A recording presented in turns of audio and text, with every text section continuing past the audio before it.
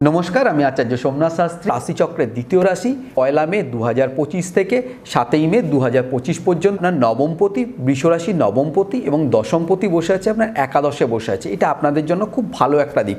দেখবেন আপনাদের আয় উন্নতির জায়গা বৃদ্ধি পাবে, কর্মস্থানের ক্ষেত্রে কিছু প্রমোশন হওয়ার সম্ভাবনা আছে বা কিছু আপনাদের ইনক্রিমেন্ট হওয়ার সম্ভাবনা আছে। আপনাদের সপ্তমপতি বসে আছে, সপ্তমপতি এবং দ্বাদশপতি বসে আছে আপনার থার্ড হাউস মানে হচ্ছে মঙ্গল সেখানে নিচস্থ, সেই জায়গা বসে আছে।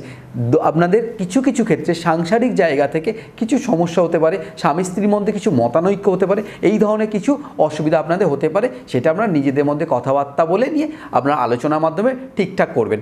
আপনাদের যে ফিফথ হাউসে কিন্তু বৃষরাশির ফিফথ হাউসে কিন্তু বসে আছে কেতু। যে সমস্ত মায়েরা গর্ভবতী আছেন, সন্তান সম্ভাবনা আছেন, গর্ভবতী আছেন, সেই সমস্ত মায়েদের ক্ষেত্রে আমি খুব সতর্ক করছি এই সামনের সপ্তাহটা। এই সামনের যে সপ্তাহটা, কারণ কেতু আপনার বসে আছে, কেতু হচ্ছে মিসক্যারেজ করিয়ে দিতে পারে, কেতু হচ্ছে মিসক্যারেজের কারক গ্রহ কেতু। সেই জায়গা থেকে আপনারা যথেষ্ট সচেতনভাবে চলবেন এই সামনের সপ্তাহ।